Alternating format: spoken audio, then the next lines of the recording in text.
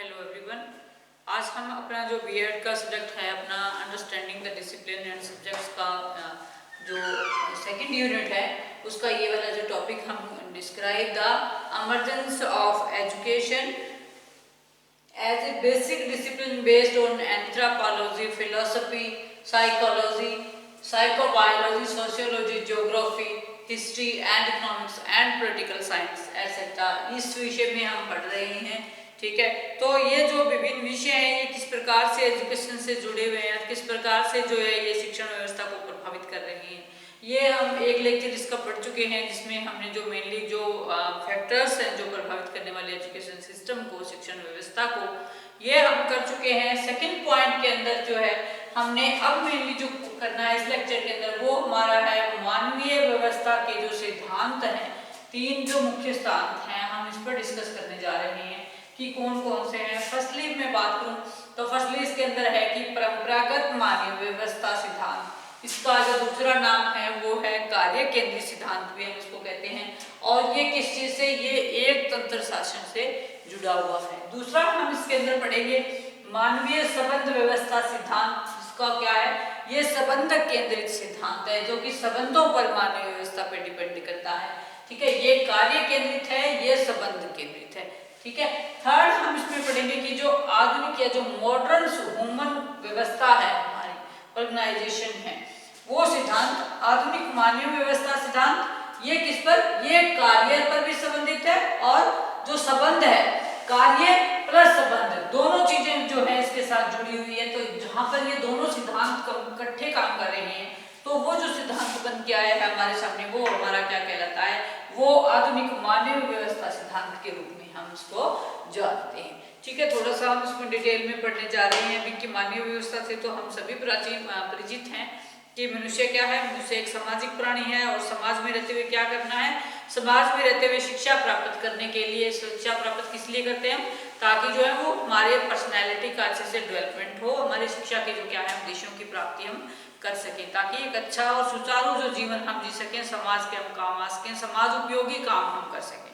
ठीक है, तो जो पहला इसके अंदर हम बात करें कि परंपरा जो है, परंपरागत या जिसको हम क्या कहेंगे क्लासिकल ह्यूमन ऑर्गेनाइजेशन थ्योरी, या हम इसको क्या कहते हैं कार्य केंद्रित या टास्क सेंटर्ड हम कहते हैं कि टास्क पर जब कोई चीज सेंटर होती है तो हम इस सिद्धांत के बारे में पढ़ रहे हैं। तो कहते हैं कि जो परंपरागत सिद्धांत से क्या है प्रभावित मानवीय व्यवस्था को हम क्या कहते हैं, एक तंत्र शासन प्रणाली हम इसके अंदर कहते हैं इसको, क्योंकि इसके अंदर क्या है, इस व्यवस्था के अंदर सिर्फ आपका जो अध्यापक है वो एक्टिव पोजीशन के अंदर होता है और जो बच्चा है वो क्या है पैसिव फॉर्म में बैठा रहता है।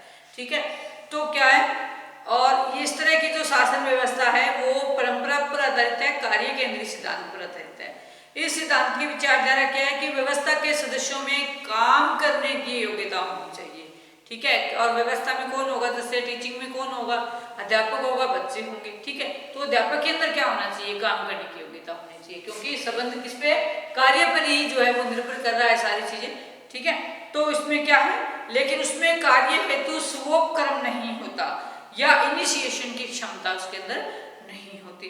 इस सिद्धांत की व्यवस्था के सदस्यों में कार्य करने की योग्यता तो होती है, उनकी इच्छाओं, अभिलाषाओं और अभिवृत्तियों का इसमें कोई स्थान नहीं होता स्टूडेंट्स की, उनकी किस ढंग से उन्होंने काम करना है, किस एटीट्यूड के साथ करना है, किस एप्टीट्यूड का उन्होंने फॉलो करना है, इन चीजों का वो चाहते भी हैं कि नहीं चाहते। अभिलाषा का मतलब क्या हुआ कि वो उस काम को चाहते भी करना है कि किस ढंग से करना है, इस चीज की उसको आजादी नहीं होती है। इस शासन व्यवस्था में क्या है, शिक्षण प्रक्रिया इसी विचारधारा से प्रभावित हो जाती है और एक तंत्र शासन प्रणाली में क्या है, शिक्षण प्रक्रिया के तहत शिक्षक का जो स्थान होगा वो क्या होगा, शिक्षक प्रधान होगा ऐसी क्रिया के अंदर, है ना। शिक्षक क्या होगा, जो शिक्षक है हमारा टीचर जो है वो क्या होगा, टीचर प्रधान होगा इसके अंदर, और जो बच्चा है वो क्या होगा, बच्चा प्रधान नहीं होगा, है ना। बच्चा क्या रहेगा, निष्क्रिय फॉर्म के अंदर रहेगा, बच्चा केवल सुनेगा। ठीक है, तो बच्चा जो क्या बन जाएगा, गौण होगा। अध्यापक सर्वोपरि, ठीक है, सर्वोपरि, क्योंकि काम कोई महत्व दे रहा है ना। ठीक है, और छात्र क्या है, गौण, छात्र का स्थान क्या रहेगा, गौण रहेगा इसके अंदर। ठीक है, ये दोनों के अंदर मेन डिफरेंस है इसके अंदर, कार्यपरक सिद्धांत के अंदर, कार्य केंद्रित सिद्धांत जिसको हम कहते हैं, इसकी एक डेफिनेशन H.C. मॉरिसन हुए हैं, उन्होंने दी है। H.C. मॉरिसन कहते हैं कि teaching is an intimate contact between a more mature personality and a less mature one which is design to further the education of the latter. Means कि शिक्षण क्या है, एक ऐसी प्रोसेस है, एक ऐसी प्रक्रिया है जिसमें अधिक विकसित व्यक्ति जो है वो क्या है, कम विकसित व्यक्ति को क्या करता है, व्यक्ति के संपर्क में आता है और कम विकसित व्यक्तित्व की अग्रिम शिक्षा हेतु विकसित व्यक्तित्व व्यवस्था करता है। यानी कि एक अनमेच्योर व्यक्ति को जब एक मेच्योर व्यक्ति पढ़ाता है तो उससे क्या है, जो उस समय जो व्यवस्था बनती है उस शिक्षण टीचिंग लर्निंग प्रोसेस के अंदर, तो वो जो है वो चीज़ क्या है, वो आपका जो है वो ट्रेडिशनल ह्यूमन ऑर्गेनाइजेशन थ्योरी के अंदर आता है। ठीक है, ये जो सिद्धांत, ये जो डेफिनेशन इन्होंने दी, ये कब दी, ये 1934 के अंदर ये डेफिनेशन मॉरिसन ने दी है। इसके बाद हम सेकेंडली बात करें मानवीय व्यवस्था का जो सिद्धांत है संबंधों पर आधारित, जिस सिद्धांत की हम बात करें तो वो कौन सा है। पहला हम इसमें बात करें कि इस तरह की प्रणाली किसमें आती है, सबसे बड़ी बात, इस तरह की जो प्रणाली है वो क्या है, आपकी डेमोक्रेसी पर या लोकतंत्र पर आधारित है। ठीक है, किस पर आधारित है, लोकतंत्रात्मक जो व्यवस्था है। तो लोकतंत्र के अंदर अगर हम सीधा सीधा बात करें तो क्या है, वहां पर जो अध्यापक है उसको वो पूरी उतनी ही पावर होगी जितने स्टूडेंट के पास होगी लोकतंत्र के अंदर, है ना। बल्कि लोकतंत्र के अंदर क्या होता है कि चाइल्ड सेंटर्ड एजुकेशन होती है, कि बच्चे की एटीट्यूड, एप्टीट्यूड, इंटरेस्ट, एवरीथिंग बच्चे को देख करके फिर ही जो है उसका सारा शिक्षण व्यवस्था की जाती है। क्या क्यूरिकुलम बनाना है, किस में उसमें जाना है, उसका इंटरेस्ट किस चीज़ में, कौन सा सब्जेक्ट पढ़ना है ना। सब्जेक्ट के अंदर फिर फर्दर आपने क्या, अगर आपके पास ऑप्शंस होती हैं कि आपने क्या चुनाव करना है ना। तो ये व्यवस्था काफ़ी उत्तम है पहली वाले व्यवस्था की तुलना में। और इसके अंदर क्या है, जो अध्यापक है वो भी सक्रिय रहेगा और जो स्टूडेंट है वो भी क्या रहेगा, दोनों सक्रिय रहेंगे, एक्टिव रहेंगे। ठीक है, और इसमें जो डेफिनेशन इन्होंने दी है दोनों का क्या है, दोनों का जो स्थान प्रमुख होता है लोकतंत्र के शासन में, लोकतंत्र के अंतर्गत एडमंड एमिडोन ने शिक्षण की परिभाषा दी है। ये कहते हैं कि teaching is defined as an interactive process. एक जो क्या है, teaching is defined an interactive process है, क्या इंटरेक्टिव प्रोसेस है जिसमें क्या है, primarily involving classroom talk with talk pairs between teacher and pupil and occurs, ठीक है, during certain definable activities, की जो शिक्षण को अतः प्रक्रिया के रूप में परिभाषित किया जा सकता है, जिसके अंतर्गत कक्षा कथन को शामिल किया जाता है और शिक्षण और छात्र के बीच जो है वो जो चीजें परिचालित होती हैं, कि जो डेफिनेशंस अध्यापक और बच्चे के बीच में जो वार्तालाप होता है उसको वैल्यू दी जाती है इसके अंदर। और कथा कथन का संबंध क्या है, अपेक्षित क्रियाओं से होता है, कि जो क्रियाएं होती हैं उसके साथ इसका मेन संबंध पाया जाता है। यानी कि जब अध्यापक और जब बच्चा दोनों आपस के अंदर इंटरेक्शन करते हैं, कम्युनिकेशन करते हैं, तो उस समय क्या होता है, उस समय दोनों के बीच में क्या है, संबंध बनता है। एक प्रकार का इंटरेक्शन एक ऐसी प्रोसेस है जिसमें दोनों एक दूसरे से जुड़े हुए होते हैं, तभी सही कम्युनिकेशन होती है और तभी जो क्या है, शिक्षा की जो व्यवस्था है सुचारू रूप से चलती है, शिक्षण व्यवस्था। तो ये जो प्रक्रियाएं हैं ये व्यवहारिक क्षमताओं का जो विकास करना है, इस प्रकार की शिक्षा का उद्देश्य माना जाता है। और शिक्षण प्रक्रियाओं में क्या है, पारस्परिक प्रभावों को शामिल किया जाता है, कि अध्यापक का बच्चे के ऊपर क्या प्रभाव है।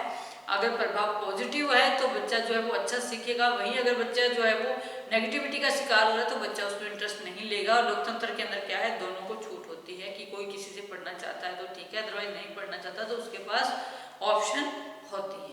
ठीक है, थर्ड इसके अंदर हम मेनली बात करें आधुनिक मानवीय व्यवस्था सिद्धांत, जो कि कार्य भी जिसके अंदर शामिल है और संबंध भी शामिल है, दोनों तीनों चीजें होगी इसके अंदर। और इस प्रकार की जो व्यवस्था है उसमें क्या है, उसको हम क्या कहते हैं, लेजिस्लेचर के नाम से इसको जाना जाता है, या हस्तक्षेप शासन व्यवस्था भी हम इसको क्या कहते हैं, हस्तक्षेप।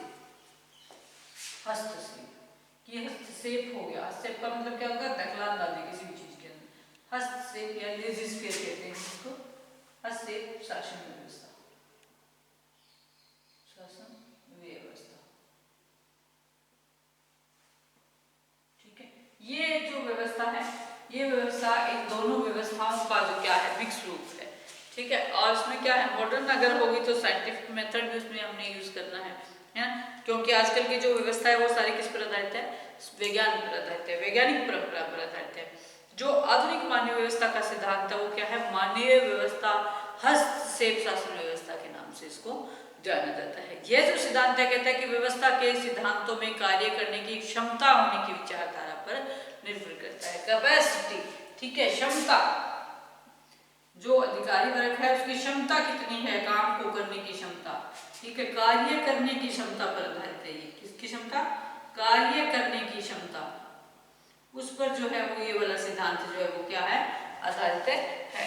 इसके अंदर क्या है कि सिद्धांत की मान्यता है कि व्यवस्था के सदस्य क्या है, अपनी अपनी अभिरुचियों के अकॉर्डिंग अपने अपने जो है रुचियां हैं, मूल्य हैं, उनको लेकर के आते हैं। शासन उनके व्यवहारों से क्या है, उनके व्यवहारों को अभिप्रेरित करता है और क्या करता है, प्रोत्साहित करता है।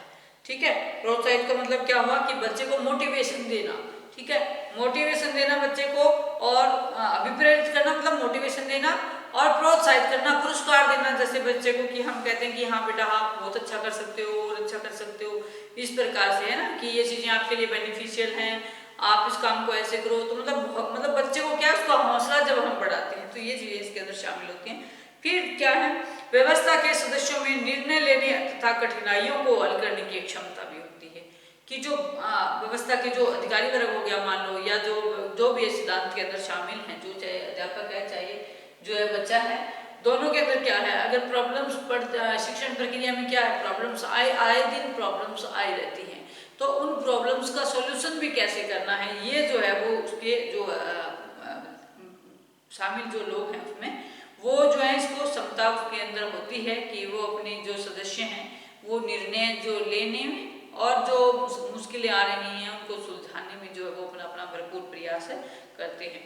और व्यवस्था के सदस्यों को स्वायत्तता भी प्रदान की जाती है। और इस प्रकार की शासन व्यवस्था क्या है, आधुनिक व्यवस्था सिद्धांत या कार्य और संबंध केंद्रित सिद्धांत जो है वो कहलाती है। ठीक है, इस तरह की शासन व्यवस्था में क्या है, शिक्षण व्यवस्था में क्या है, शिक्षक की अपेक्षा छात्र की भूमिका अहम होती है और छात्र शिक्षक की अपेक्षा अधिक क्रियाशील रहता है। कि जो छात्र है ये तो क्योंकि क्या है, इसके अंदर दोनों बराबर होते हैं, इसके अंदर अध्यापक वो होता है, सर्वोपरि होता है, लेकिन ये जो थर्ड है, थर्ड के अंदर क्या है, इसके अंदर जो छात्र है वो क्या होगा, आपका सर्वोपरि होगा। क्योंकि बच्चे की जब हम एप्टीट्यूड के अकॉर्डिंग ही जो है वो अध्यापक क्या होगा, अध्यापक का जो स्थान होगा वो क्या होगा, गौण होगा इसके अंदर। ठीक है, अध्यापक का जो स्थान है वो क्या होगा, गौण होगा। क्यों गौण होगा, क्योंकि बच्चों के अंदर क्या, बच्चों की रुचियों के अकॉर्डिंग अपने बच्चे को पढ़ाना है, उसके एप्टीट्यूड को जानना है, उसके कार्य करने की क्षमता को जानना है कि क्या वो बच्चा कर सकता है क्या नहीं कर सकता। तो ये जब चीजें होंगी तो बच्चा जब है क्या, बच्चे की इन्वॉल्वमेंट ज्यादा होगी उसके अंदर। तो जो शिक्षण व्यवस्था क्या है इस प्रकार की बन जाएगी कि हस्तक्षेप शासन व्यवस्था के नाम से हम इसको जानेंगे। और इसमें जॉन ब्रूबेकर हुए हैं, ब्रूबेकर, उन्होंने लिखा है कि शिक्षा में ऐसी परिस्थितियों की व्यवस्था की जाती है जिनमें कुछ रिक्त स्थान छोड़ दिए जाते हैं। कि teaching is an arrangement and manipulation of situation in which there are gaps, वहां पर कुछ क्या है, गैप्स छोड़ दिए जाते हैं, and obstructions which are individual will seek to overcome and from which he will learn in the course of doing so. Means to say कि छात्र इन कठिनाइयों पर विजय पाने का प्रयत्न करता है और रिक्त स्थानों की पूर्ति करने का प्रयास करता है।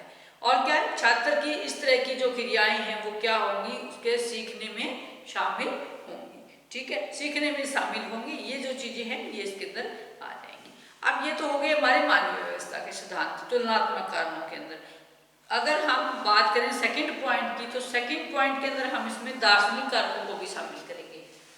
ठीक है, मैं रफ कर दूं इसको, फिर से एक बार करवा देती हूँ। परंपरागत मानवीय व्यवस्था के सिद्धांत, मानवीय संबंध व्यवस्था सिद्धांत, संबंध केंद्रित सिद्धांत, आधुनिक मानवीय व्यवस्था सिद्धांत, कार्य और संबंध केंद्रित सिद्धांत। ठीक है, और इसके बाद हम दार्शनिक की थोड़ा सा बात कर लेते हैं कि दार्शनिक कारक कौन कौन से हैं जो कि हमारे सिद्धांत को प्रभावित करते हैं।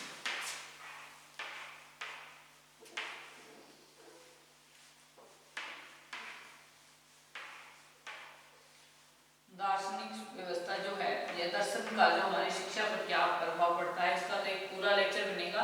क्योंकि दर्शन का जो संबंध है बहुत ही गहराई से शिक्षा के साथ जुड़ा हुआ है। शिक्षा की जो हर एक चीज है वो दर्शन से प्रभावित होती है और दर्शन में ही उसकी जो समस्या है उसका हल मिलता है। शिक्षा की जितनी भी समस्याएं हैं उनका हल हमें खोजने के लिए कहाँ जाना पड़ता है? दर्शन शास्त्र के पास जाना पड़ता है। फिर भी मैं थोड़ा सा दर्शन के बारे में आपको बताऊं तो जो दर्शन क्या होता है, जो हमारा एटीट्यूड है या जो हमारा किसी भी चीज को लेकर के क्या है, जो हमारा नजरिया जिसको हम कहते हैं कि जब हम कोई किसी तरह की सोच रखते हैं, किसी भी चीज को लेकर के कोई ओपिनियन रखते हैं, तो वो हमारा क्या बन जाता है? वो हमारा दर्शन बन जाता है। तो जो दार्शनिक कारक हैं, इसके अलावा इसके अंदर जो है वो कौन कौन सी चीजें प्रभावित आपको कर रही हैं? दार्शनिक फिलोसॉफिकल फैक्टर्स, उसके बाद हिस्टोरिकल फैक्टर्स, ये वैसे थोड़ा बहुत हम पहले कर भी चुके हैं। हिस्टोरिकल फैक्टर्स को हम क्या लिखेंगे? ऐतिहासिक कारक, है ना, ऐतिहासिक कारक, ऐतिहासिक कारक।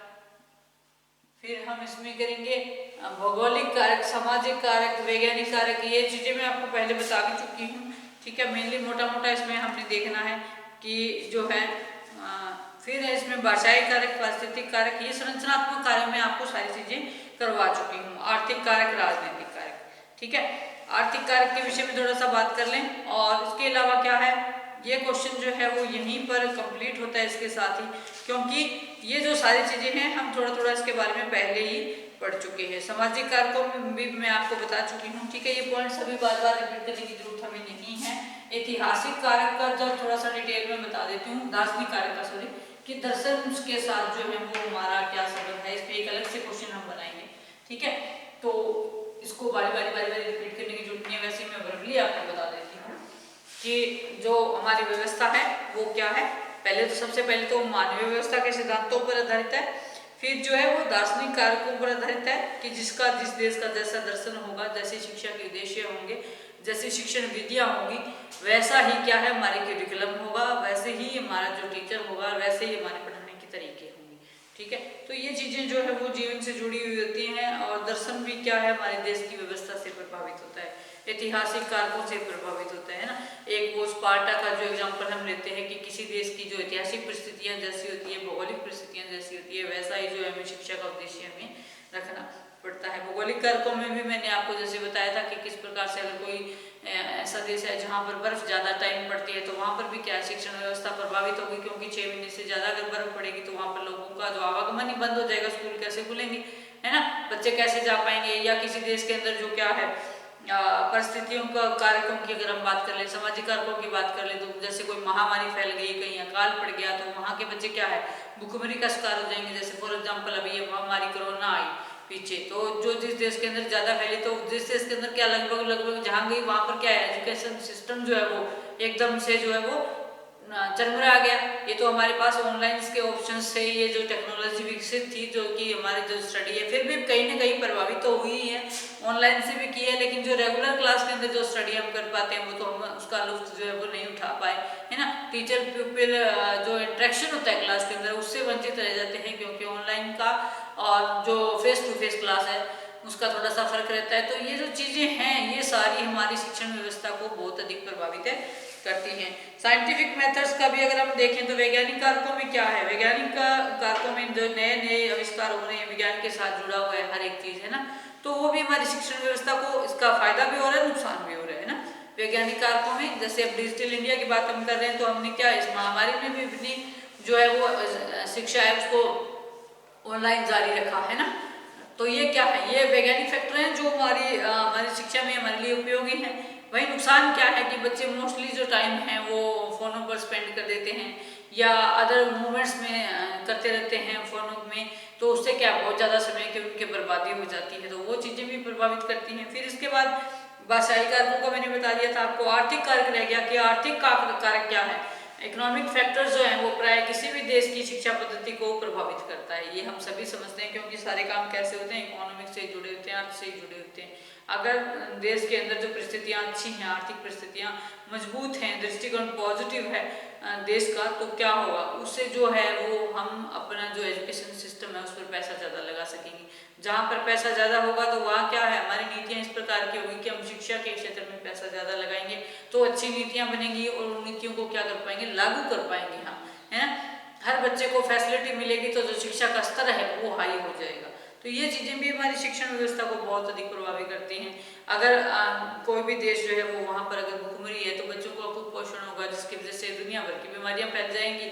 और क्या होगा, बच्चों के पास संसाधन ही नहीं होंगे, स्कूल पहुंचने के संसाधन नहीं होंगे, स्कूल ही नहीं होंगे, व्यवस्था तो कैसे बनेगी, अध्यापक ही नहीं होंगे, है। क्योंकि ये सारी चीज़ें क्या है, कहीं ना कहीं जो है वो अर्थ से जुड़ी रहती हैं।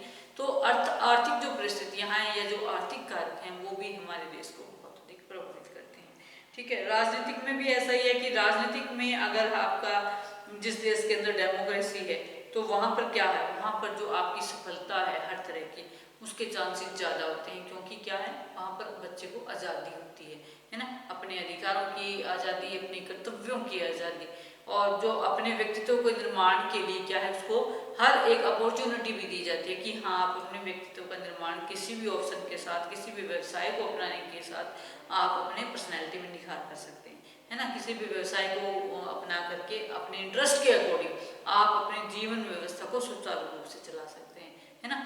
तो ये जो चीज़ें हैं वहीं पर क्या है, जैसे स्पार्टा वगैरह है, वहाँ पर क्या है, और कुछ ऐसे और बहुत सारे कंट्रीज आपको मिलेंगे जहाँ पर की व्यक्तिगत प्रॉपर्टी होती ही नहीं, तो सारा कुछ स्टेट के अंदर ही चला जाता है वहाँ पर, है ना। तो स्टेट के लिए बंदा काम करता है या फिर अपने लिए काम करता है, दोनों के काम करने के तरीके में भी फर्क आ जाएगा वहाँ पे, है ना। और कहीं पर क्या है, ऐसी जो है वो डिक्टेटरशिप की पॉलिसी है कई देशों के अंदर। कई देशों में ऐसे भी हैं जहाँ पर महिलाओं और पुरुषों में फर्क किया जाता है, महिलाओं को पढ़ाया नहीं जाता। ठीक है, बहुत सारे आपको पिछड़े हुए देश ऐसे भी मिलेंगे, एग्जाम्पल आप उठा करके देखो बुक्स। तो ये जो कारक हैं ये भी हमारी शिक्षण व्यवस्था को बहुत जो है वो हद तक प्रभावित करते हैं। तो इसके साथ ही हमारा जो ये क्वेश्चन है यहाँ पर कंप्लीट होता है। ठीक है, इसके बाद जो है, अगर मुझे नहीं लगता कि इस क्वेश्चन में अभी कोई अपने को परेशानी है, फिर भी हम जो है वो ये तो हमने मेनली सभी चीज़ों को फैक्टर्स को ध्यान में रखते हुए पढ़ा। इसके अलावा भी हम जो है वो दर्शन शास्त्र का शिक्षा के साथ क्या संबंध है और किस प्रकार से शिक्षा और दर्शन एक दूसरे से जुड़े हुए हैं, इस प्रकार से भी क्वेश्चन आपके एग्जाम में आ जाता है, कई बार पूछा जाता है। और मनोविज्ञान के साथ भी स्पेशल आपसे पूछ लिया जाता है कि मनोविज्ञान और शिक्षा किस प्रकार से एक दूसरे से अंतर संबंधित है, बताइए, विशेषताएं बताइए, है ना। तो क्वेश्चन आपसे किसी भी प्रकार से पूछा जा सकता है। इस लेक्चर में अभी इतना ही। Thank you.